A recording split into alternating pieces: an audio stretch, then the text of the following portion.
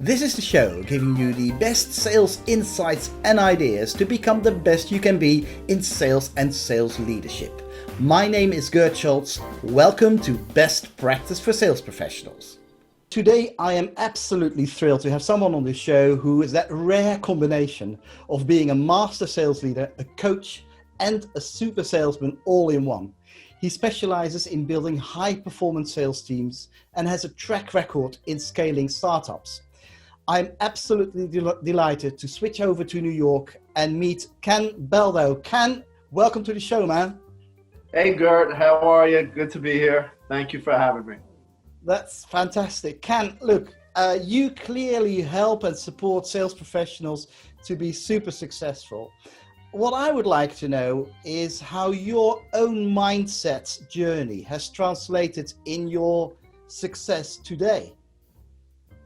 Sure. I wasn't always mindful, and I don't think people understand what the word mindful means. To sum it up, that's number one, is be aware that it exists, and it's really just having an intention to be aware consistently and to paying attention to what's occurring in the present moment. Your thoughts, your feelings, the energy that arises around you when shit happens, right? When a situation happens. With an attitude, though, that is curious, kind, and non-judgmental to yourself and others. That's what mindfulness is. So I wasn't always mindful. Really, it took me 33 years to understand what that means and start practicing it. The first time that I realized I shifted my mind, set my mindset, was when I was 13. I was very overweight. As a kid, my parents said, we'd like you to go to a camp to lose weight. I heard fat camp. I heard I'm fat. Poor me. And the first day I was poor me victim mode. I was a typical kid that would react to that. I was then what happened was I got angry. I was angry that I had to go, that I was fat. And that's good, right? Anger is good. It gets you moving out of poor me mode. And then what happened, and I realized this years later, is I changed it to an opportunity. Wow. And now I figured out it's not fat camp. It's a camp to improve myself, to lose weight, to feel better about myself. And that really was the first time I made a mind shift that I remember, but I didn't know that at 13 or even 20, or I didn't know that till I was 33, that situation was being mindful and being aware. Okay, that's a great story, and I recognize quite a few of the things you're saying there. So why should sales professionals even think about mindfulness? What's the big deal? Well, if they're not mindful, they're not being aware of how they think, the words they choose in sales, how they respond and react. So if they're dealing with a conversation on a sales call and you're just working by default, you're going to respond and react by default, based on how you were raised, based on your upbringing, and you're not going to be bringing in your prospects into the fold of the conversation. You're going to make it about you, not them. And for example, if you're under a goal, there's a situation, your boss says you're 80% the goal. There's a process. You're going to think about that. You're going to you can have an attitude or a mindset that I suck at what I do. I'm not a good sales rep. And that's going to make you feel poor me. And now you're the victim. And now you're going to react and create a new situation. That new situation for some will be less calls. I'm going to make less calls because it pains me. I'm going to not be as enthusiastic when I speak to a prospect. So it's important to know what triggers you and how to actually change your mindset so that you do respond in a way that's productive and keeps you motivated.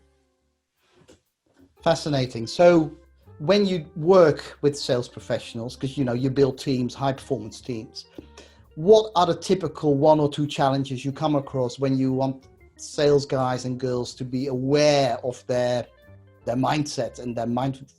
Well, one is they have to be aware.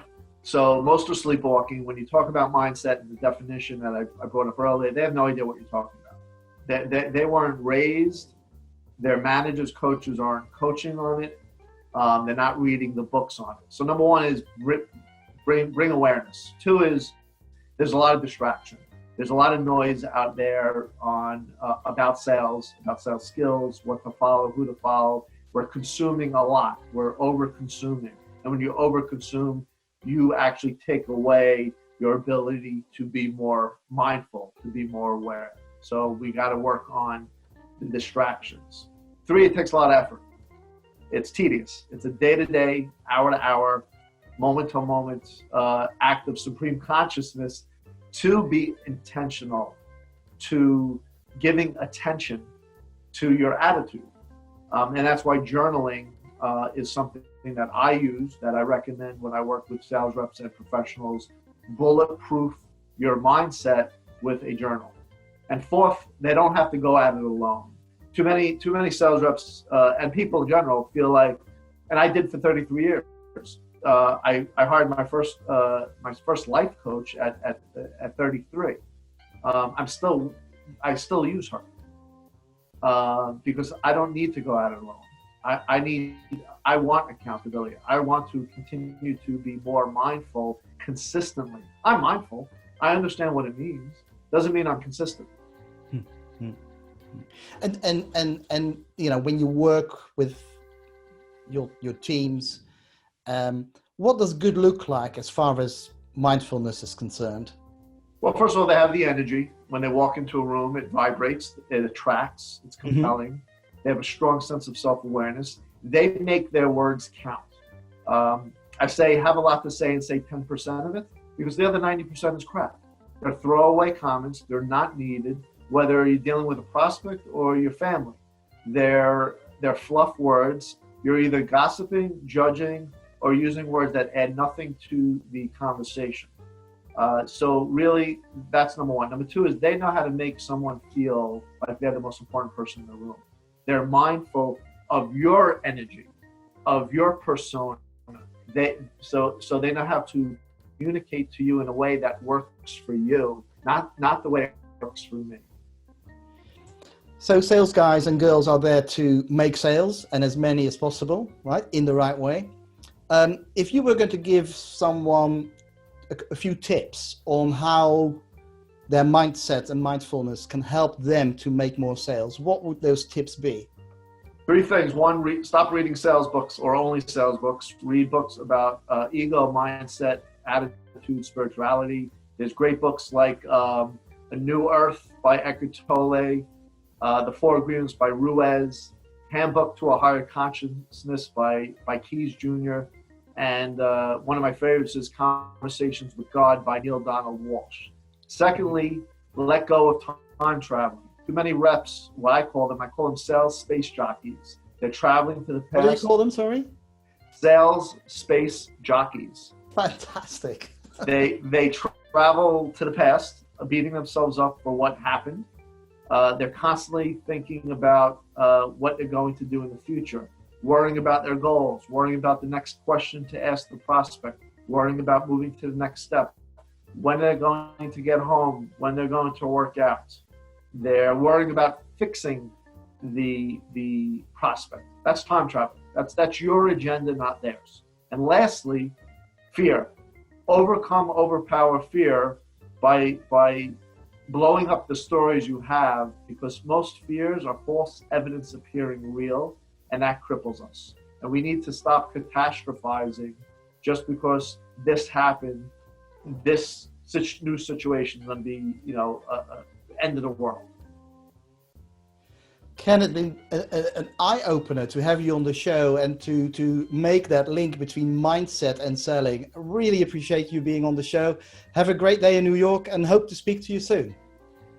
My pleasure. Thank you, Gert. Like the show and share for more insights and ideas to make more sales.